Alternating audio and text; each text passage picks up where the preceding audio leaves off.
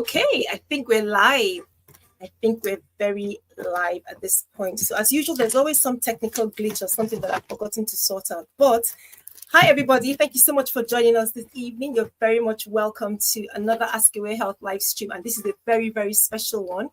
But yes, thank you so much for joining this live on Facebook, on LinkedIn or YouTube, or on the replay. Great to have you here. Before I introduce my special guest, let me introduce myself. My name is Dr. Sylvia. I'm the founder of Ask Away Health, and I'm a GP based in the United Kingdom, Sheffield specifically. So for those of you who are connecting with us for the very first time, it's great to see you. Thank you so much for visiting.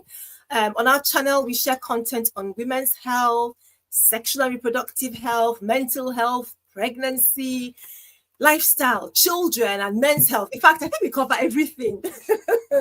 But I call it a women's health channel. We cover everything, don't worry. But our passion really is about making health information accessible to everyone, easy for everyone to understand. And if you have a look on the description section under this video, you're going to find a wealth of really useful health tools that will help you achieve the best possible healthcare. And you can also visit our website, askawayhealth.org, and that's www.askawayhealth.org, and also to get useful information that will help you on your healthcare journey. The live stream today is sponsored by our partner, yourgpconsultation.com. I'm just going to share my screen so that you can see what your GP consultation looks like. But yeah, they are a platform that provides private GP video consultations to UK-based residents. So if you're interested in a fast consultation with a UK-based GP, head over to yourgpconsultation.com and book an appointment to see a doctor right from the comfort of your own home. So what are we doing today? Hopefully you've clicked on this because you've noticed the title or because you have seen one of our promos on TikTok or Facebook or LinkedIn. But like I said, if this is your very first time hopping onto our channel, it's great to have you here. I hope you find the channel and the video interesting and that you'll come back again. So let's look at today's topic and our guest. We're talking about skin treatments. The skin is one of those organs that many of us cannot ignore for too long because, yes, there are some organs of the body that we can ignore, but not the skin, because whether it's acne or loose skin, hyperpigmentation, aging skin, we want or even need to do something about something at the appearance of our skin that we're not happy with. But one of the problems with that is when it comes to skin treatments, there's so many different options and something new on the horizon every day or every other day. So that is the challenge that we have to deal with in today's world. And sometimes we get it wrong. Sometimes we don't know what's right for us. And this can be especially true as we grow older, even though skincare and skin treatments are not limited by age. So despite having all these challenges to work with, I'm really excited that I've got an expert colleague to join us today and help us understand things better. So I'd like you guys to give a very warm welcome to my colleague, Dr. Naren from the Skin Firm Clinic here in Sheffield. Hi, Dr. Naren, welcome. Hi, good evening, Dr. Sylvia and all the listeners for this live stream. It's such a beautiful introduction, and thank you for the opportunity to be here. And thank you to all the listeners wherever you are in the world. Hopefully it can be an informative chat about all things aesthetics and skin related. Absolutely. Thank you so much for that. Right. So I've known you for a while and we're both GPs. I think what I'd love to start with, and I think what my listeners would be interested in, is how you went from general practice into aesthetic medicine. So could you talk to us a little bit about that, please? Sure. So I've been a GP now for the best part of 11, 12 years. I still work 3 days a week as a full-time GP. And I started doing aesthetics about 3 years ago. And it really, is a passion of mine now. It's so enjoyable. It combines the practical elements of the procedures and now relating with people and the consultations that we do with them. It can be immensely rewarding as well to to allow people to feel better and improve their self-esteem as well. Absolutely. And I'm just sharing your website, the Skin Firm. Tell us the story. What's the story behind the Skin Firm? And how did you start? Yeah. So we started around about 3 years ago. I've done my qualifications, the necessary training required with, made sure to attend training with doctors around the country. So whether it be Leeds, Manchester or Liverpool, I made sure to attend reputable clinics to get the training on board. And I've made sure to, keep in touch with such people as a forum to bounce ideas, get their advice as well, and also keep up to date with latest treatments available in the market. So my wife and I, we set up the clinic just over 3 years ago, and we're proud to say we opened our first clinic location in Sheffield, in Ecclesall Road, for anyone who's local, in January of this year. So we are getting busier. It's been 6 months now, and it's an exciting thing to be part of, really. That's amazing. Kudos to you for exploring your passion and sort of taking it forward as you've done. I would like to know, just on the back of this brief introduction to the clinic, what's most popular? It's great that you're getting clients. Sheffield is a very busy city, so congratulations, for that. But what are the top 3 treatments that you provide or that are requested at your clinic? Yeah, so I think obviously aesthetics has been around for many, many years now, all over the world. So most people out there are aware of some of the treatments available. So the typical ones are your fillers or dermal fillers or anti-wrinkle treatments to soften those lines around your upper face. But it is versatile in other ways. You can use that same product for your lower face, for things like downturn smile, etc., etc. So fillers, but also people are looking at longer term, rejuvenative skin treatments such as polynucleotides, which I'm sure we can talk about, and then your typical skin non-injectable treatments such as microneedling or peels and so forth. So those would be, a handful of the top 3 or 4 treatments really that people come in asking us about.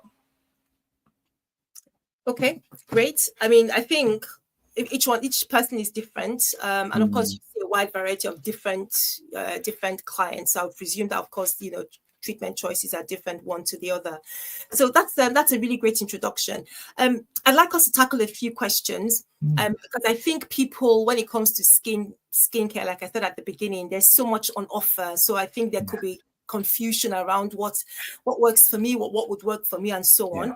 But before we go ahead to do that, let me just share a quick disclaimer that I usually share on the video, just so that people know what we're doing. And I'm just going to do, as I'm doing that, let me just check that our sound is fine. Because I have been, in the past, I have been chatting to myself and people could see me, but they didn't know what on earth I was doing. They didn't know what I was talking about. So let me just check that we're audible on this. But for anybody who's sort of new on the channel, by way of disclaimer, what we say is that we do not provide specific medical advice or treatment to anyone. We provide information that's helped to signpost you to your registered practitioner, so you can go and meet your registered practitioner. We provide information that encourages debate, that encourages conversation, just helps you get to know more information about a particular health issue. We work with the principles that are underpinned by the General Medical Council that we're registered with here in the UK as doctors, with the guidance from the NHS Digital Content Creators, the Association of Royal Medical Colleges, and the Patient Information Forum. So just to let people know that the focus is not on providing specific treatment to anyone, but it's important that you're speaking to a practitioner that you're registered with if you have any health concerns. Okay, so let us pick Dr. Naren's very, very experienced brain. Okay, so I think the first question I have is, this is me. Yes, I'm a GP, I'm a doctor, but I'm also like many other people, a consumer of lots of different, bits and pieces of beauty and consumer health and all that. And we see all the photos, we see all the videos. Sometimes we see people looking a little bit, what's the best way to describe this now? What's the polite overdone. Overdone. Is that polite? Are you sure that's polite? Okay, fine. You said it. Yeah. How to address, because we see these things. As there's nothing wrong with, as you're growing older, you want to tackle a few things just to help you boost your appearance. But sometimes it looks as if they've gone too far. It looks fake. Whereas we want to look natural. Everybody knows that we're helping Mother Nature, but we want to look natural. How do you avoid that? That, for me, that's one of the biggest challenges. I think that's the great question, and something that underpins aesthetic practice for me anyway is I want my patients, my clients, to feel better and confident about themselves, improve their self-esteem, about themselves with other people, whether it be relationships or their workplace. It's trying to achieve those natural results and working with what that individual has. How we do about is probably the initial consultation is one of the most, if not the most important aspect of aesthetics. Obviously, aesthetics is a practical, thing. We're injecting people's faces, but in order to achieve those results, we want to be working in partnership with the patient and myself to achieve realistic results. Yes. And if I feel that the patient's expectations or outcomes may not align with what I'd like to achieve in terms of natural results, or it may not be the best way forward, it's having that clear communication with them as well. In that way, we can avoid that overfill look, the overdone look, and regrets later on by knowing when to say no and also say when to stop. It's a bit like getting a haircut sometimes, is aesthetics. You can take too much hair off, but it'll take some time to grow back. Take a little bit off at a time is what I tell my patients. Inject small doses of, for example, filler or Botox. Take it steady. There is no rush. Aesthetics is a journey rather than a sprint. And it's about forming that professional relationship with our patients, setting realistic expectations, but also having that trust with myself and between the patient that what we are doing is the best for that patient long term as well. I think that's really interesting, because it seems to me there's some people who become, is the right word, addicted to more and more, just maybe a little nip here, a little cuts there, something extra. This is not just aesthetics, also extends to cosmetic surgery, and the challenge of knowing when to say no. And I think as a practitioner, I think you're also there's also that responsibility to say this is excessive. To me, I think I would appreciate that, although I know that some people can make demands. But I also think part of responsible practice is, it's pretty much as you've said, that there's a time when you think, right, this might not work out for you. We take the Hippocratic Oath as doctors when we qualify, and I'm still, you and I, Sylvia, are still registered with the General Medical Council. Yeah. So underpinning all that is good medical practice, ethical practice, and I think some aesthetic practice out there can not be that way, non-ethical, overfilling, overcharging, overdoing basically. But I think you have to keep in mind patient safety is paramount, and managing patients' expectations is also very, very important. And having those realistic, what sort of practitioner do you want to be as an injector? Do you want to be someone who's ethical? Of course, that is my way forward. So I think you will attract those sort of patients as well. I'm sure my patients have respected me for saying no, let's stop. Yeah. Type of thing. Yeah, absolutely. I agree. Okay. Yeah. Okay. I hear the sound of, I'm not sure what type of bird it is that has chosen this particular time to sit outside the window, but I think it's you, Doctor, because I don't get this kind of visits, Naren, from the birds usually. So I think it's this topic. We have an audience. We have an audience. We have an audience. Yes, we appreciate that. But they're a vocal audience. Okay, so that's great. In terms of, and I bring this up because everybody's busy these days, and I think we're past, maybe it's the social media age that we're all in, and people just want things done quickly. And I'm actually quite curious about things that people can do. I know that, yes, it's good to have the consultation, because not only do you want, as a patient, to know the practitioner, understand the treatment, but the practitioner also needs to understand you, and, you know, probably look at your skin and all the other things that you need to do before you start a treatment. But are there any sort of quick, you know, or what kind of quick ones can people do? Say, and this is rare, and I hope nobody hears me saying this, on the rare occasion that in between surgery sessions, I can pop into Meadow Hall or pop across to your clinic on Ecosol Road and have a treatment. I hope nobody is there any 30-minute thing that somebody can do?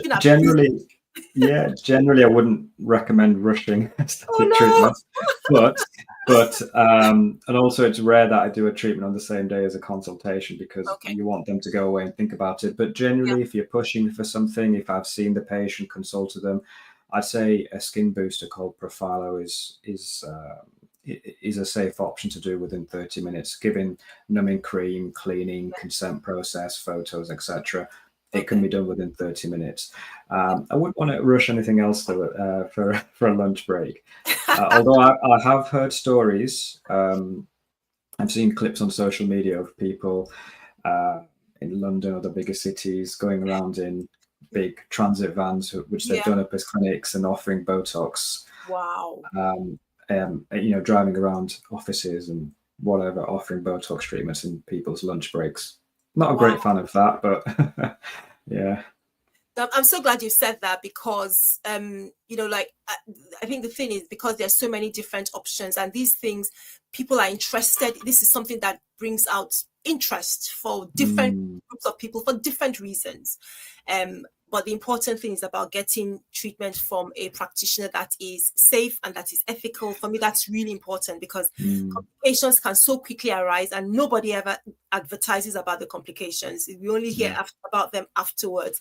So I'm really glad that you emphasized that. I asked the question sort of like, you know, as a joke, but I'm really glad that you made that emphasis about not doing consultations on the same day as a treatment, and giving somebody the opportunity to go and come back and sort of have a think about what they want.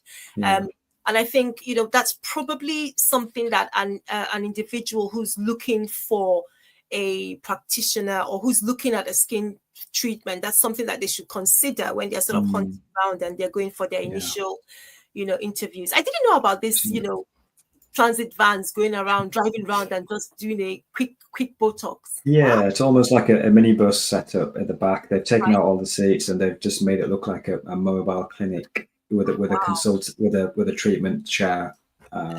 So and they'll probably get lots of customers, to be fair. So I'm sure they will. Okay, so now that we're sort of talking about, you know, safety. I think we've sort of introduced that topic. What else should people be looking for?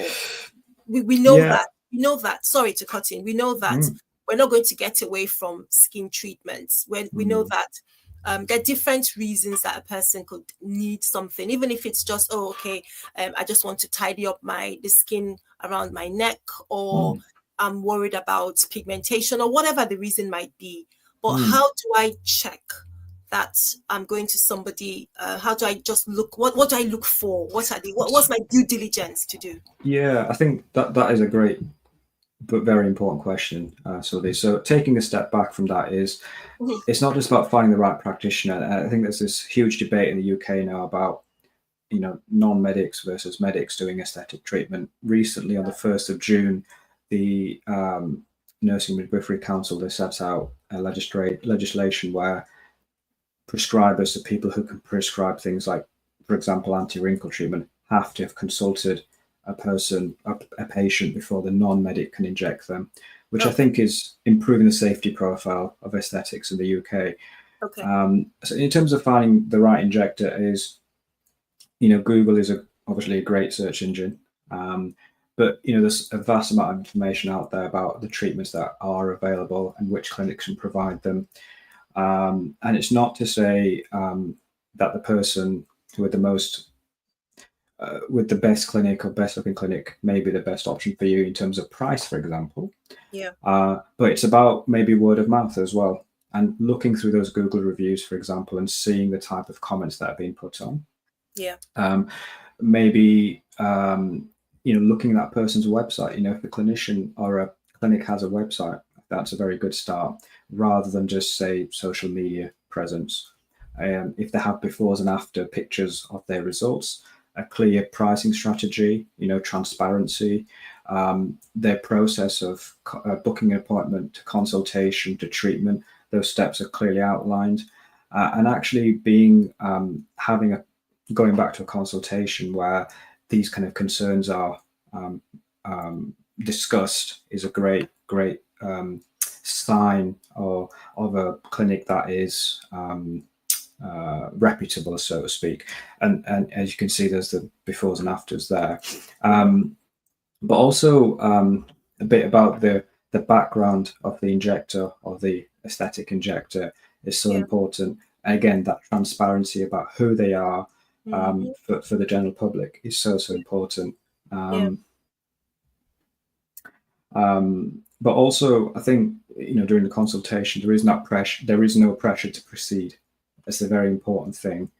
And usually with medics, there is that ethics of practicing ethically in the background as well, because of our registration to the NMC or the GMC, for example, are all positive indicators.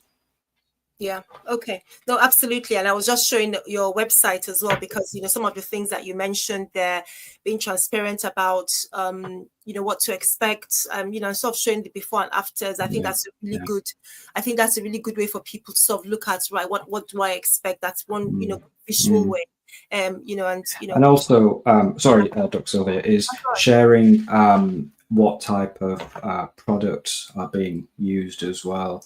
Or potentially it will be used during a consultation. So in terms of dermal fillers, what product they're using, anti-wrinkle treatment, polynucleotide, peels, skincare routine, treatments, just being open and honest with the patient about those products will allay any fears or concerns that the patient might have. Because there is also this black market within the UK of a lot of products that may be imported from elsewhere in the world that may not be safe or have the safety profile that is required for the UK. Obviously, America has its FDA approvals. Yes. So we use a filler, for example, that is FDA approved in the UK as well, to highlight that safety factor for our patients.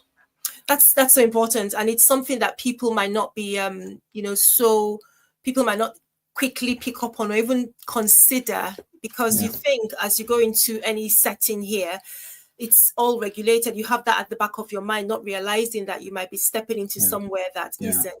I think of people who are non-medical, for example, I just think, right, skin treatment, and not realize why it's important to have a why it's important to have clinical safety attached to these treatments, or whatever the products are being used, and why it's important that it's you're going to a practitioner that is regulated, that someone who's had their training and who's transparent about what they're offering. I think it's really important. Thank you for sharing those points. I think they're really useful. Okay, so I'd like us to sort of switch, and I think you mentioned something now which sort of put me in that mindset as well, about trends and myths and what's happening in the space at the moment, because there's always something that is going on. There's always some new thing. What, say, in the last 6 months, while you guys have sort of operated, as you said, in Sheffield, what are the one or two trends that you think, wow, this is crazy, and that it really bugs you, and if you had a magic wand and you could get rid of it, you would just swish and get rid of it? One or two things that sort of popped into your horizon. overdone lips. Yeah. Oh wow. Oh Yeah, my goodness. overdone lips. I know.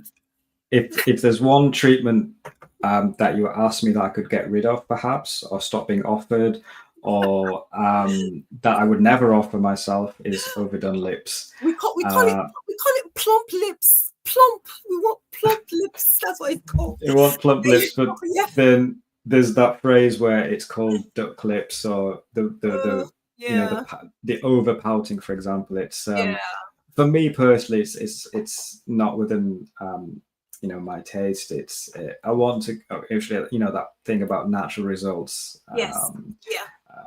It's not for me. Overdone lips is something I would say is a no. But do you know what? I may be wrong. I don't know where it came from. I was going to say it came from the United States. So my viewers from the US, I'm so sorry if I'm just throwing you guys under the bus. But, yeah, I don't know. You know, when these trends sort of come and they look attractive, I think you're right. Is that what, as we were saying in the beginning, that you start off with something, but you don't know when to stop. Yeah. Yeah, you know, we've had a few patients, you know, who've openly said they have a condition called body dysmorphia, where, you know, when they look in the mirror, they're never quite happy with what they see. Yeah. And not always, but usually they're the ones who keep going back for more and more treatments. And sadly to say, their injectors have you know, sort of gone with it. They've kept injecting more and more and charged them more and more. Yeah. They've come to us and I've said, look, no, I'm sorry, this is not what we stand for. And you put a stop to it. Obviously, they'll go somewhere else, perhaps, but unfortunately, that does exist. The trend, I suppose, you know, social media and reality TV has a lot to play with certain aesthetic trends, celebrities, which we spoke about before. You know, if I look at certain celebrities, I won't name any names, Hollywood stars, they're of similar ages, but one looks very natural, the other one doesn't. So again, it's about what people want as well, isn't it? You know, you can't please everyone. It's about, again, the other question you asked is about the injector, is what sort of pictures do they have? Do you like those pictures? Is that something that aligns with your beliefs and what you want to get out of it? So I think that's a really good point, and I don't think anyone has the easy answer, because I've come across individuals where it looks as if the change hasn't just happened in minutes. The change has taken place over maybe years.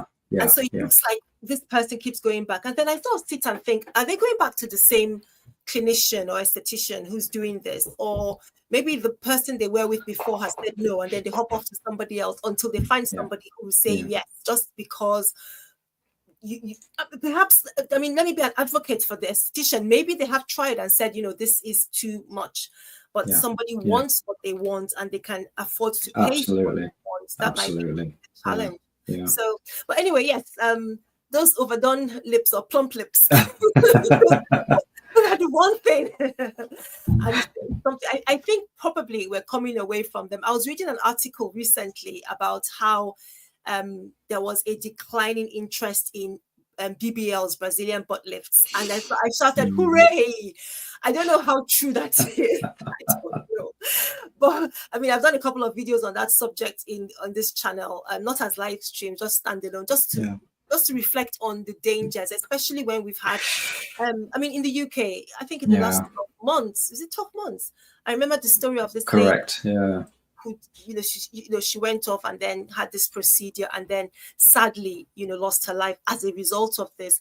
But there are people who would still go ahead, and even here, surgeons here have said that this procedure carries risks, even in reputable facilities with well-trained hands and so on. But people are still dabbling in certain things, and I think that's human nature, and it's about how safe can we make things for our for people absolutely in a particular healthcare setting.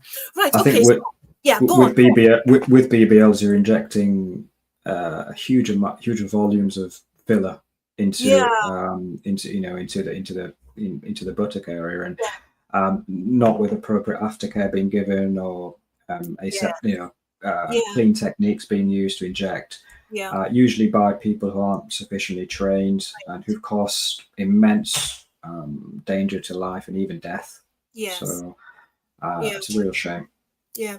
And I think it's also passed off as non-surgical. I don't know how, I can't remember if there's a particular method where they say, oh, it's non-surgical, and so downplay the risk because after all, it's an injection. Absolutely. and there was a panorama, panorama documentary a year and a half ago where just a person who's non-medical, a reporter, goes in with a hidden camera, goes into a clinic where they train people to do BBLs and fillers and Botox, and they don't even have any hands-on experience with a model, for example, that just shown how to do it, and they walk out with a certificate saying they're okay to proceed to do these such treatments. So it's it is worrying, and I do hope that the UK government can bring in some sort of legislation to make things safer for our patients. Absolutely. Yeah.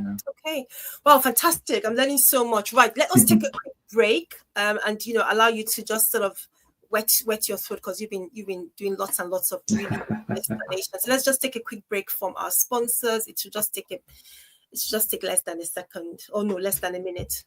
Or less than 30 minutes, less than 30 seconds, if I can just get my words out correctly. So let me put this up. Feeling unwell but dreading the wait for a doctor's appointment? We get it. Life doesn't stop for health concerns, and neither should you. Your GP consultation connects you to licensed healthcare professionals from the comfort of your own home. No waiting rooms, no hassle. Discuss symptoms, get advice, or manage ongoing care, all through secure video calls and chat. It's healthcare that fits your schedule. From hormonal balance to menstrual health, thyroid concerns, or menopause care, our GPs are here to listen. Get personalized, discreet care that's tailored to your needs. Whether it's a minor illness or just a question that you've got, we're here to help you stay proactive about your health. Your GP consultation, because healthcare should work for you. Visit our website to book your consultation today. Okay, so we're back, and if anybody's watching us live, thank you so much for joining. Let us know where you're watching from. I haven't got any comments here, but if you are, let us know where you're watching from. Don't be shy. And if you're watching on the replay, thank you so much. Please give this video a like. We are chatting with a very special guest tonight, an aesthetic GP. So Dr. Naren is a director of the Skin Firm Clinic in Sheffield. He's also a GP, so he combines a passion for aesthetic medicine with his work as a general practitioner. I'm not sure I even really properly introduced you at the beginning, because you've got years of experience with practicing medicine and going into aesthetics. So I don't want to underplay the importance of your role.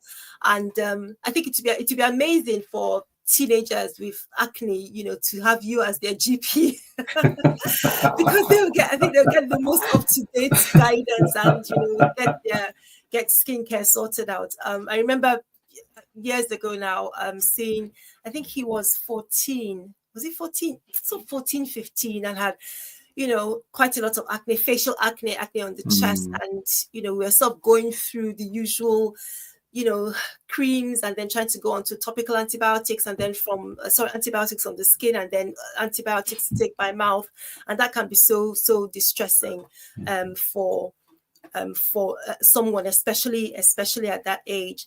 And I think that's something I wanted to bring out as well, is that women's skin treatment sometimes tends to focus on just women, but from the images on your site, I can tell that your patients range from, they're both men and women. It's not limited to just women. Isn't that right? Yeah, no, absolutely. I mean, majority is women. And again, another thing to look for in clinics is make sure that they only inject people who are age of 18 and above as a safety profile. Even above the age of 20 would be preferable. But anyway, yeah, so we cater for all types of skin tones, age. It's fantastic because you see a wide array of people with variety of backgrounds, variety of interesting jobs as well. Yeah. And a good platform for skin or aging is a good skincare routine at home. So that includes things like your SPF every day. So not just for cloudy days, listeners, you have to wear SPF every day. even if it's chucking it down on a typical Yorkshire day. So you have to wear skincare all day round, SPF all year round. Other things are things like looking at things like your diet, making sure you're hydrating yourself, things like exercise, smoking, health, and alcohol obviously will damage your skin longer term. But aside from that, those are the basics. If you have those basics, you may not need as much, say, filler or Botox for a longer period of time. Usually the younger to middle-aged clients, they want the kind of a refreshed look, or they, that would include things like polynucleotides or Profhilo or, anti-wrinkle treatment. As we get older, the normal aging process is where the facial bones tend to get resorbed. So there's not as much scaffolding, I'd say, or support for the underlying structures, which is why we tend to sag and get those annoying areas in our jaw called the jowls, which really frustrate women, past us, approaching menopause or post-menopausal. And that's where we talk about things like fillers to help restructure the face and providing natural results to give them that refreshed look or improve their side profile, for example. So improving their jawline, noses, and lips. So there's a variety of treatments, but choosing the bespoke treatments for that individual. That's great. I'm so glad you mentioned that about age limits. Can I ask, and let me tie this to an observation, and this is from the States. There's this store called Sephora. Are you familiar? I've heard of this, yes. I'm sorry to make it like a sexist thing, but I would more expect a woman to be familiar with Sephora. But anyway, so a few months ago, probably the beginning of the year, lots of stories about really young kids going into Sephora stores and getting a lot of skincare products. And even in our family, we've sort of had conversations around skin treatments like, serums and all sorts of things that when I was in my teens, you just sort of soap and water and get on with your day. But these days, I mean, okay, let me take it away from my personal experience. You go on TikTok and you see really young girls and they have a skincare routine that is, even I'm sure I'll be taking tips from them. I'm talking about my age, but these are girls, I would say, under the age of 15. So I think two questions.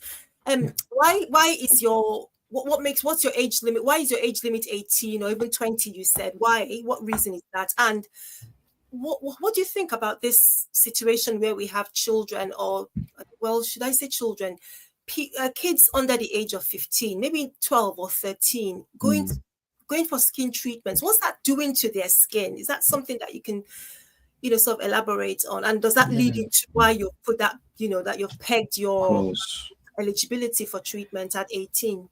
The age limit thing is more to do with the legalities of having aesthetic procedures done in the UK, and also a guidance I follow from the people I trained with, the doctors and so on.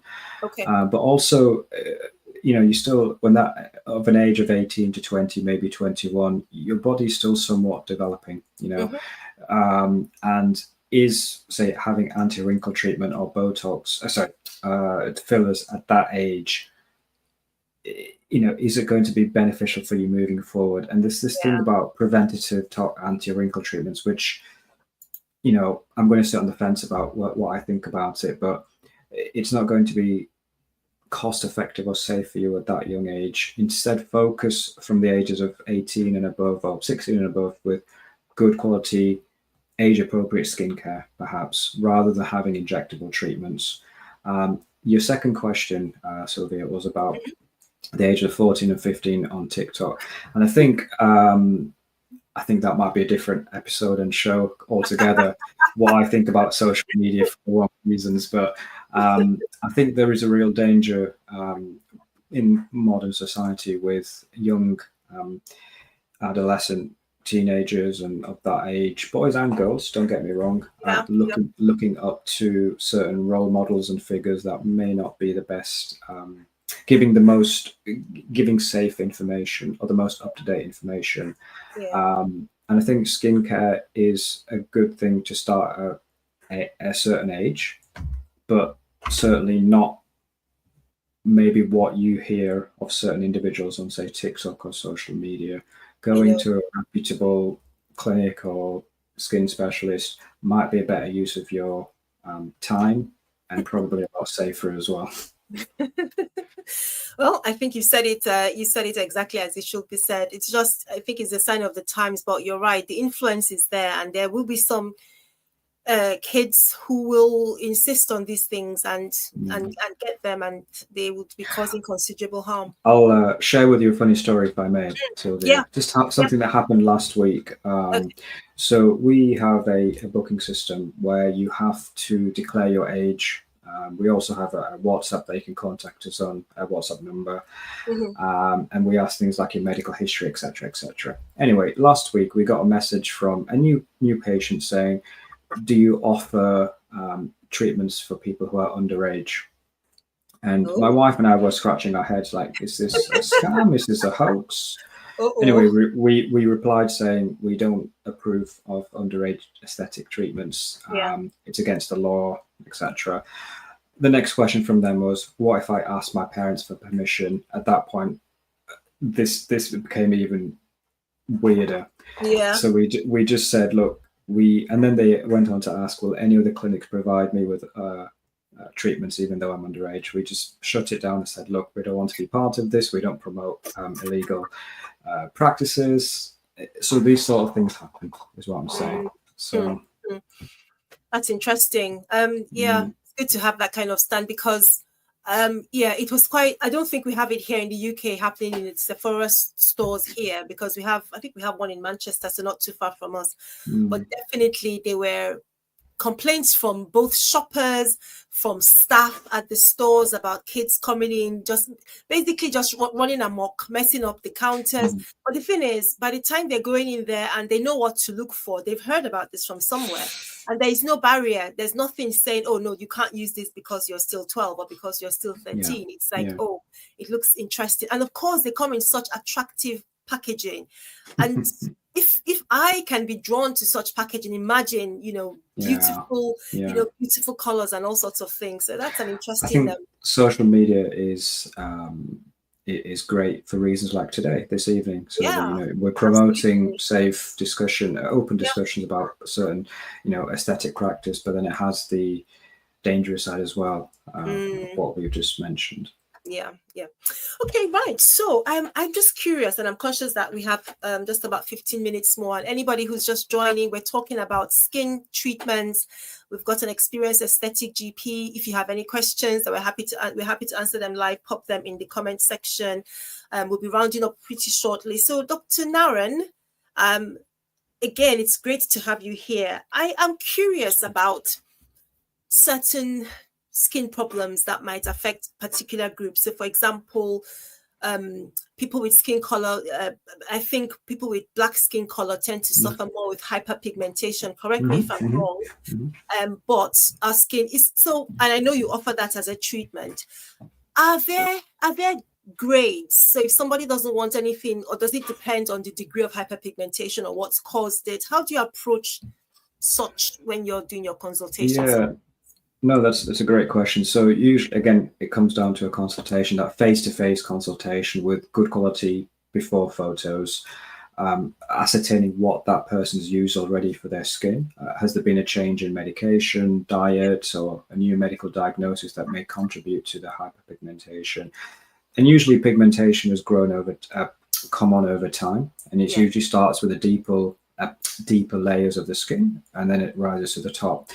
And I think one thing we have to get clear with pigmentation or things like melasma is that, it won't disappear overnight. It won't disappear over a course of days or weeks. It might take months to improve, may not even disappear, but just to even improve. So it would be a combination of a good quality home care treatment, Sylvia.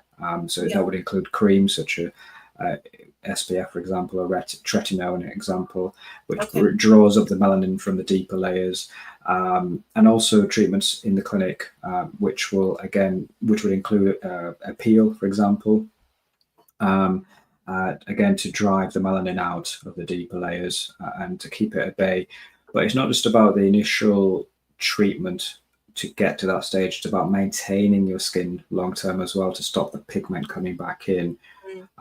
So I think the the patient here has to be on board with the clinician or the specialist, for example, and make a commitment for long-term treatment, obviously at a certain cost, because these things will take time and the products will be of a good quality, so cost will be a factor to factor in.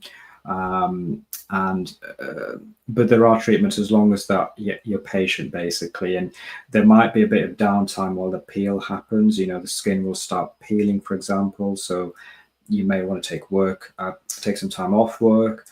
If you work from home, that's great. For the real deep pigmentation, these are all kind of factors you may want to consider. Okay. But again, these are things that should be discussed with you at the consultation stage by the practitioner. Yeah, I think I asked that because, or one of the reasons I asked is because you see a lot of treatments for hyperpigmentation. You just have to Google and there's so much that pops up, and even in the shops, this is good for hyperpigmentation. And I think perhaps we don't have so much of the culture of speaking to an esthetician first, and because that might make it easier for people to determine, right, this is what will work for me, rather than going to spend so much money on I think the one difference I might say from the products you might get from shops or online or whatever is the strength of treatment as well. So the stuff you get from over the counter may not be as strong or medical grade as the stuff you might get in, say, the Skin Firm clinic or other skin clinics, because you have prescribers there, such as myself in the clinic. We can prescribe those medical grade skincare. Obviously, they're safe, but they are going to be stronger and might be more effective than the stuff you get over the counter. Perhaps. Okay, great points. Yeah, okay. So then just to another group, and I think you've touched on this earlier when you were talking about sort of menopausal women, or women growing older, and I'm just sort of bringing it down to women at this point. But just what are the things that women of this age should be thinking about in terms of skin treatments? What would you? Because we're getting to a point where skin elasticity is not as robust, not as plump. Sagging skin, dry skin, menopause is setting, so losing hormones. What are the things that you feel would? And I like the word that you use. Was it refresh or revitalize? Revitalize, rejuvenate. Yes, So how do we? At that age, what kind of things are you recommending? I think this is probably one of my favorite groups of my patients to treat because of because they've had life experience, they've had careers, they've had relationships, they've had children, perhaps, etc. So the consultation is a fun process. But usually with menopause or postmenopausal, it's cellular skin changes such as melasma, so the pigmentation that occurs during hormonal changes, for example.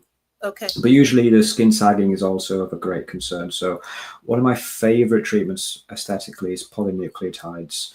I'm not sure if our listeners have heard of it, but they've been around for years and years. They're basically made from the DNA of salmon. So if you're allergic to fish or don't eat fish, this is not a treatment for you, unfortunately, or seafood. It stimulates collagen, essentially, and it improves skin laxity, fine lines. Really versatile. You can use it to anywhere in your face, under eyes, your mid-face, your lower face, your neck, your décolletage, your hands, for example. You get thinning hands. And it's a slow burner, so it's not like a filler where instantly you'll notice the results, and you won't create the puffiness of a filler or the volume of a filler. It works in the background, and it lasts a bit longer as a filler as well, maybe up to 6 to 12 months. And if you're someone who maybe isn't keen on filler, this may be a great option for you for regenerative long-term skin health. And skin hydration is a great concern as well. So, people looking for that boost of they want to look brighter, so skin boosters such as Profhilo is a great combination. And actually, these treatments may mean that you have to use less filler, or just use filler in strategic points, for example, to get that overall look. And I think more and more I'm using or suggesting a combination of treatments to my patients. Is to focus at things like polynucleotides to improve skin health, but then to combine it with some anti-wrinkle, some skin booster, so you get that overall picture. You're not relying on just one treatment, for example, to achieve those goals that the patient wants. Okay, all right, fantastic. Okay, so I have a few questions that I call rapid fire questions that I want us to round off with. I feel that we have really covered a lot in this session, and I know that we could cover so much more. I wish we could keep you here for like a couple of hours, but that's fine. And the other thing is, sometimes I get people sort of coming back to watch this on the replay and just sort of sitting down and having it play, and then they'll ask some question. So please, can I get your permission if I get any funny questions that I don't have a clue? I'm going to send them across to you to get. Please, of course. Sometimes it happens, sometimes it doesn't, but sometimes it does.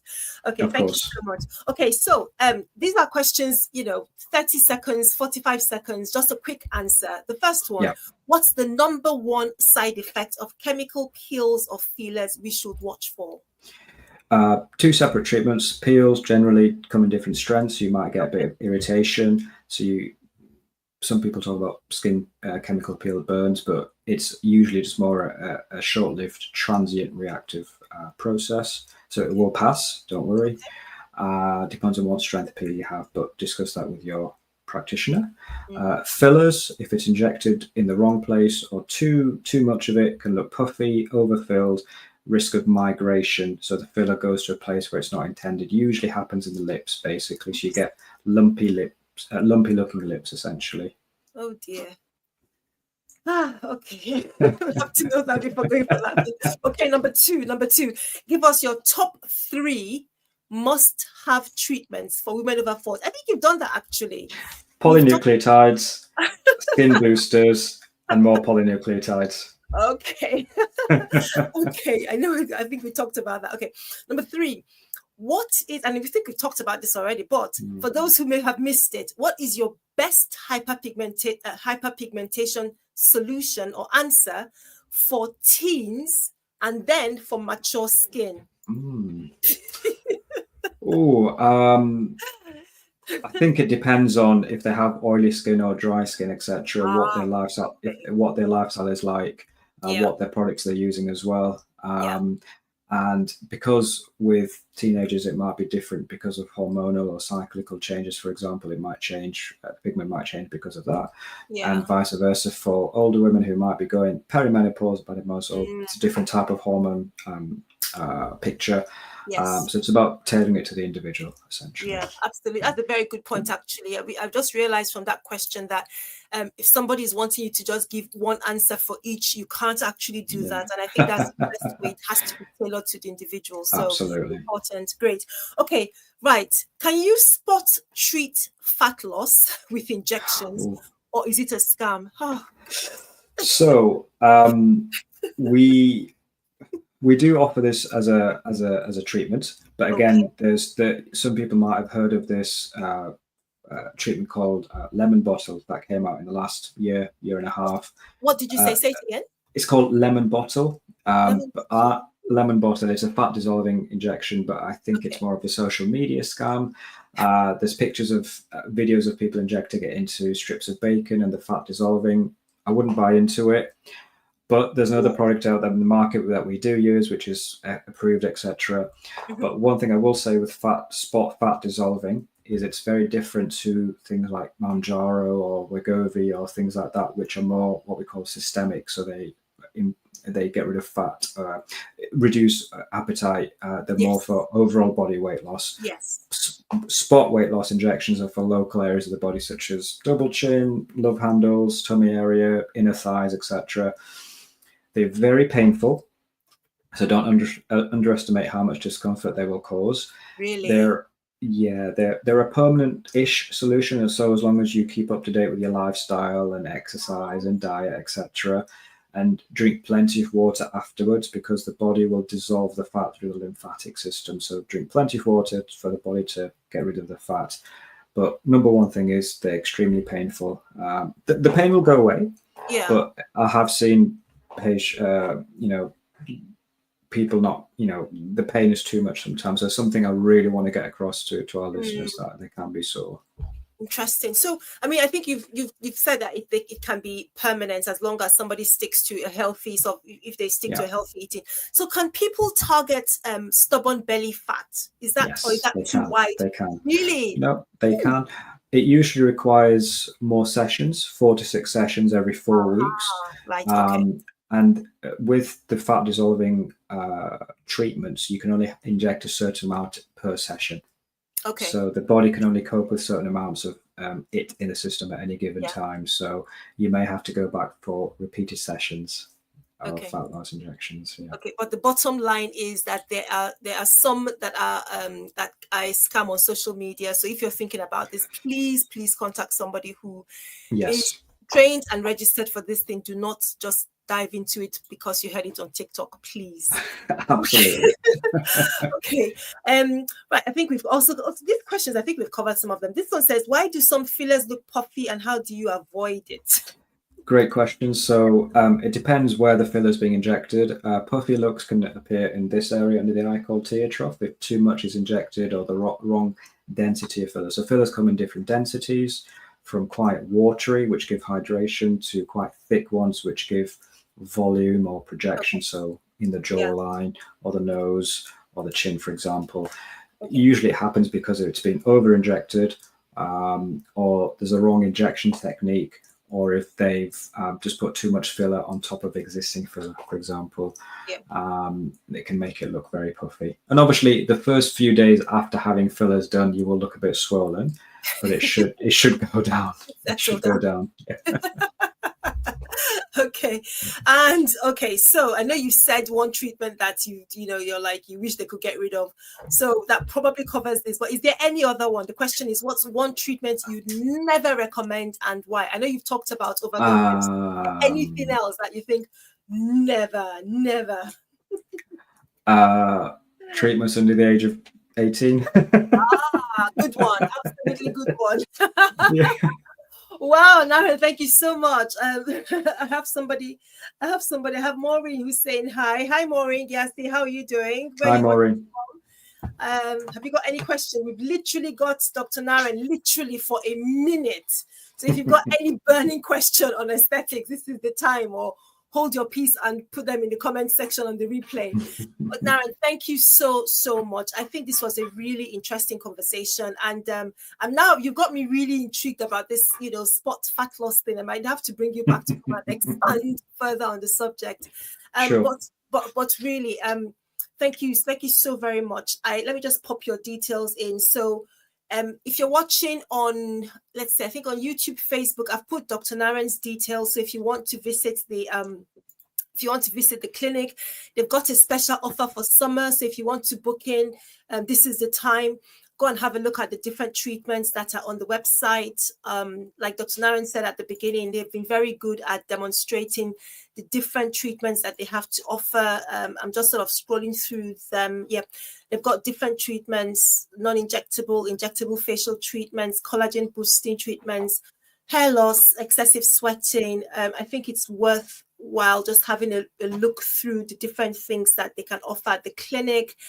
And please consider visiting them. Any last points that you want to share with people before we close tonight?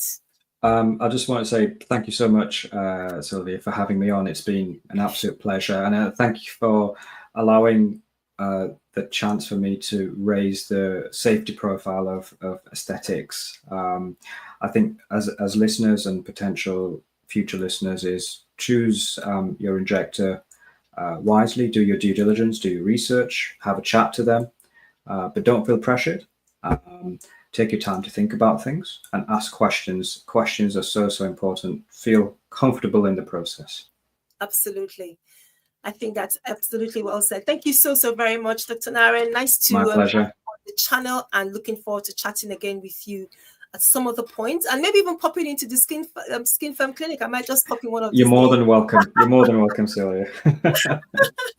All right, then. Thank you so much. Thank you so much, everybody, for watching. Please don't forget to like this video, and of course, consider subscribing to the channel Ask Away Health. Have a look in the description box for different tools that we have, and of course, especially for this edition, to have a look at how you can reach out to Dr. Naren and the different treatments, different advice that they provide about skin treatments. Have a look on their site, and visit the clinic if you're local to Sheffield or you're just visiting.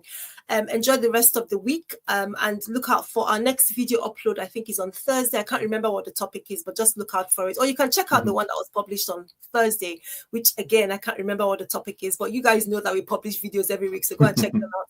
Nice to see you. Take care, everybody. Bye-bye. Take care, everyone. Bye-bye. Bye-bye. Feeling unwell or dreading the wait for a doctor's appointment? We get it. Life doesn't stop for health concerns, and neither should you. Your GP consultation connects you to licensed healthcare professionals from the comfort of your own home. No waiting rooms, no hassle. Discuss symptoms, get advice, or manage ongoing care, all through secure video calls and chat. It's healthcare that fits your schedule. From hormonal balance to menstrual health, thyroid concerns, or menopause care, our GPs are here to listen. Get personalized, discreet care that's tailored to your needs. Whether it's a minor illness or just a question that you've got, we're here to help you stay proactive about your health. Your GP consultation, because healthcare should work for you. Visit our website to book your consultation today.